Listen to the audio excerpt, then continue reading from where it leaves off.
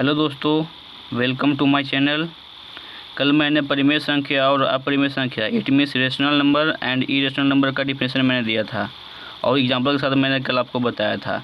चलिए देखते हैं, इसका कुछ पॉइंट्स हैं। इसे रटना नहीं है, समझना, क्योंकि यदि आप समझेंगे तो आप कभी नहीं भूलेंगे। रटिएगा तो रटने से तो भूल जाएगा। मैथ है जो समझने वाला होता है। चलिए पॉइंट को देखते हैं। परिमेय और अपरिमेय संख्या का योग हमेशा अपरिमेय संख्या होता है। चलिए एग्जांपल लिखते हैं। √3 एक अपरिमेय संख्या है, 2 परिमेय संख्या है, 3 अपरिमेय संख्या इसीलिए है क्योंकि इसका वर्गमूल पूरा नहीं निकलेगा। यदि ये दोनों का ऐड करेंगे तो अपरिमेय संख्या ही होगा। 2 परिमेय संख्या है, √3 अपरिमेय संख्या है। दोनों को यदि जोड़ते हैं तो ये भी क्या होगा, ये अपरिमेय संख्या ही होगा। इस तरह का एग्जाम्पल बहुत सारा है। 3 + √8, 5 + √7। 5 भी परिमेय संख्या है, 7 अपरिमेय संख्या क्योंकि इसका वर्गमूल नहीं निकलेगा। तो परिमेय और अपरिमेय संख्या को जोड़ेंगे तो ये हमेशा अपरिमेय संख्या ही होगा। अपरिमेय संख्या। चलिए पॉइंट नंबर 2 को देखते हैं। परिमेय और अपरिमेय संख्या का अंतर भी अपरिमेय संख्या होता है। चलिए एग्जांपल लिखते हैं। 2 एक परिमेय संख्या है क्योंकि 2 के नीचे एक छुपा हुआ है, और 7 क्या है, √7 एक अपरिमेय संख्या है क्योंकि 7 का वर्गमूल ही नहीं निकलेगा। तो परिमेय और अपरिमेय संख्या का जो अंतर है, अंतर में से घटाव होता है। तो परिमेय और अपरिमेय संख्या का अंतर जो है वो हमेशा अपरिमेय होता है।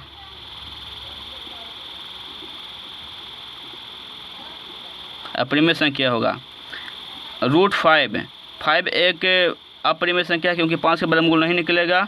3 परिमेय संख्या है। ये दोनों का यदि अंतर करेंगे, अंतर में से घटाव दोनों का करेंगे, सब्सट्रैक्शन करेंगे तो अपरिमेय संख्या ही होगा। इस तरह के एग्जांपल आगे भी देख सकते हैं। √10 - 12 परिमेय संख्या है या अपरिमेय संख्या है, दोनों का अंतर ही हमेशा अपरिमेय संख्या ही होता है। नेक्स्ट चलिए पॉइंट नंबर 3 देखते हैं।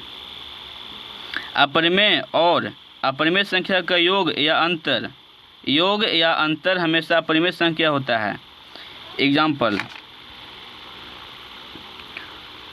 √2 एक अपरिमेय संख्या है, √3 भी अपरिमेय संख्या है। दोनों का यदि सब्सट्रैक्शन करेंगे या अंतर करेंगे तो हमेशा अपरिमेय संख्या होगा। √5 5 का भी वर्गमूल नहीं निकलेगा। √7 इस 7 का भी वर्गमूल नहीं निकलेगा। दोनों का यदि अंतर करेंगे तो ये हमेशा अपरिमेय संख्या ही होगा। √8 एक अपरिमेय संख्या है क्योंकि 8 का वर्गमूल निकलता नहीं है। 8 को यदि हम लोग तोड़ेंगे तो 2√2 होगा प्लस √3। ये भी अपरिमेय संख्या है, ये भी अपरिमेय संख्या है। दोनों का यदि एडिशन करेंगे तो भी क्या होगा, अपरिमेय संख्या होगा। पॉइंट नंबर 4, परिमेय और परिमेय संख्या का योग या अंतर या गुणनफल या भागफल परिमेय संख्या ही होता है। जैसे में एग्जांपल में देख सकते हैं।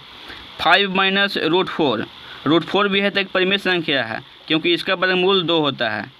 तो 5 में से 2 घटाएंगे तो 3 आएगा। 3 के बटे में नीचे 1 है तो ये भी क्या है, एक परिमेय संख्या है। और हम जानते हैं कि q does not equal to 0, तो ये परिमेय संख्या है। 7 + 2 7 परिमेय संख्या है, 2 भी एक परिमेय संख्या है। दोनों को जोड़ेंगे तो 9 आएगा, तो 9 भी क्या है, एक परिमेय संख्या है। 2 × 5 = 10 10 भी परिमेय संख्या है, 2 भी परिमेय संख्या है, 5 भी परिमेय संख्या है। दोनों में गुना करेंगे तो 10 आएगा, तो 10 भी क्या है, एक परिमेय संख्या है। इसका यदि भागफल देखते हैं, 10 में 5 से यदि डिवाइड करेंगे तो 2 आता है। तो 2 के नीचे भी एक छुपा हुआ है तो भी क्या है, एक परिमेय संख्या है। इसे आप अपने इसी तरह से बहुत सारे एग्जाम्पल आप ले सकते हैं। सिर्फ यही नहीं होगा, आप इस तरह का कभी भी कुछ भी एग्जाम्पल में आप ले सकते हैं।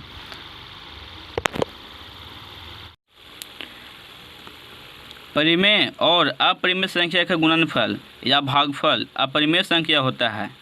जैसे मेरे एग्जाम्पल में देखिए, 2 परिमेय संख्या है, √3 अपरिमेय संख्या है। दोनों के यदि मल्टीप्लाई करेंगे तो 2√3 आता है। तो √3 भी अपरिमेय संख्या है। √3 में 2 से यदि गुना करेंगे तो फिर टोटल भी अपरिमेय संख्या ही होगा। जैसे में देख सकते हैं, √10 अपरिमेय संख्या है, 2 परिमेय संख्या है। √10 में यदि 2 से डिवाइड करेंगे तब पर भी ये अपरिमेय संख्या ही होगा, क्योंकि वो पूरा पूरा कटेगा ही नहीं।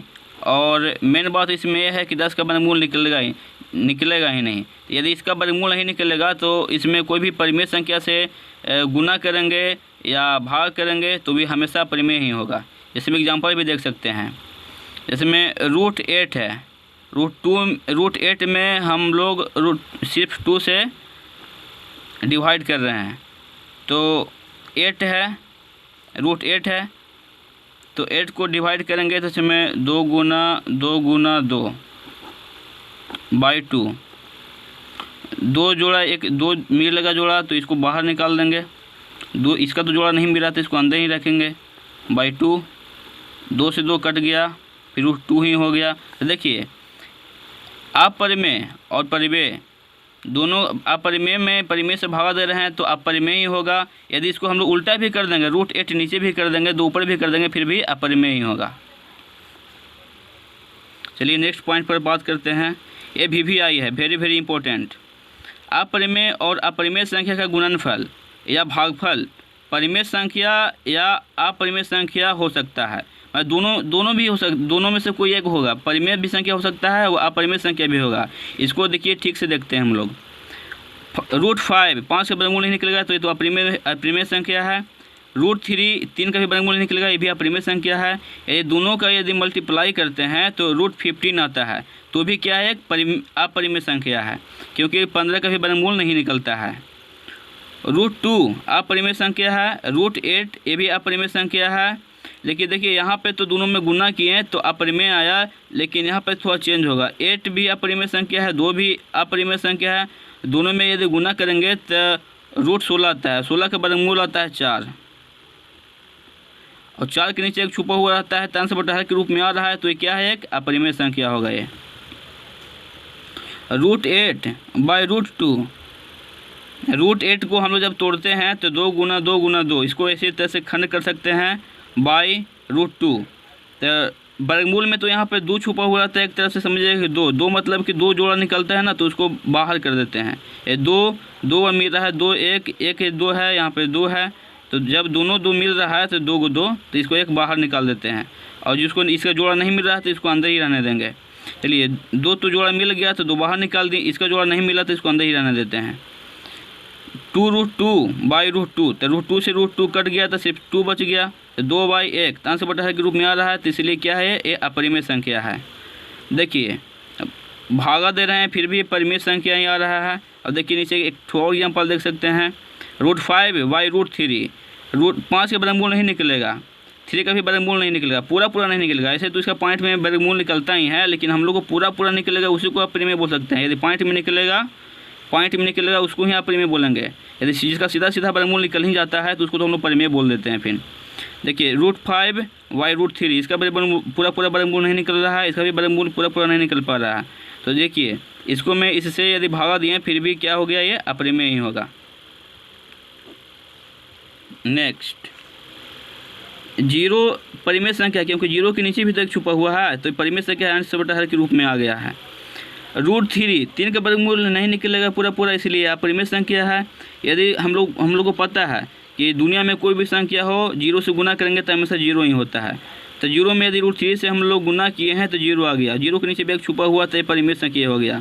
मतलब कि परिमेय गुना अपरिमेय बराबर परिमेय ही होगा इसमें, इस तरह के एग्जाम्पल में। चलिए 0/√16 है, तो 16 का तो वर्गमूल तो 4 निकल जाएगा, और 0 ऊपर है, 0 में 4 से भागा दे दिए तो 0 आ जाएगा, और 0 का नीचे भी तक छुपा हुआ है, अंश बटा के रूप में आ गया, तो भी परिमेय संख्या होगा। चलिए आगे देखते हैं। ये नोट है। नोट में से समझना है कि मतलब कि जोड़ते हैं कैसे और घटाएं कैसे, चाहे मल्टीप्लाई कैसे करेंगे। देखिए √2 प्लस √2, तो कोई देखिए √2 प्लस √2 तो कोई √4 भी कर देते हैं। ये उस तरह का नहीं है कि 2 + 2 = 4 कर देंगे, ये ऐसा रूल इसमें नहीं लगेगा, क्योंकि यहाँ √2 है, √2 के आगे 1 है प्लस √2 के पहले 1 है, मतलब कि 1 और 1 2, तो 2 √2 हो गया।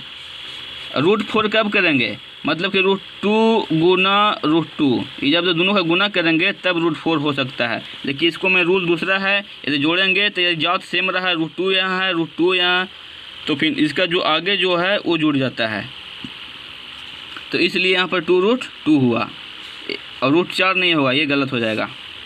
2 + √3 ये परिमेय है या परिमेय संख्या है, दोनों को जोड़ेंगे तो जुटेगा ही नहीं, तो ये तो सेम वैसा ही रह जाएगा। कोई 2 + √3 करके √5 कर सकते हैं, तो इस तरह के नियम में गलत है। दोनों अलग अलग है तो जुटेगा कैसे, जुट ही नहीं सकता है, तो ये गलत हो जाएगा, गलत मेथड है। √3 × √3, तो दोनों रूट्स जो है तो रूट के अंदर भी हम लोग ऐसा लिख सकते हैं, रूट जो है तो दोनों के लिए भी है ना, तो 3 × 3 ऐसे इसको हम लोग इस तरह से लिख सकते हैं। 3 × 9, 9 का वर्गमूल 3, 3 के नीचे 1, ये तो परिमेय संख्या हो गया। और इसको ऐसे भी लिख सकते हैं, देखिए √3 × √3, तो √3 × √3 है तो 2 बार गुना करेंगे, जिस तरह से हम लोग ऐसे भी करते हैं 2 × 2, तो 2 का स्क्वायर भी लिख सकते हैं या नहीं, तो इस तरह से √3 × √3 दोनों सेम है, तो √3 का भी तो स्क्वायर लिख सकते हैं, तो स्क्वायर से रूट खत्म हो गया तो सिर्फ 3 आ गया।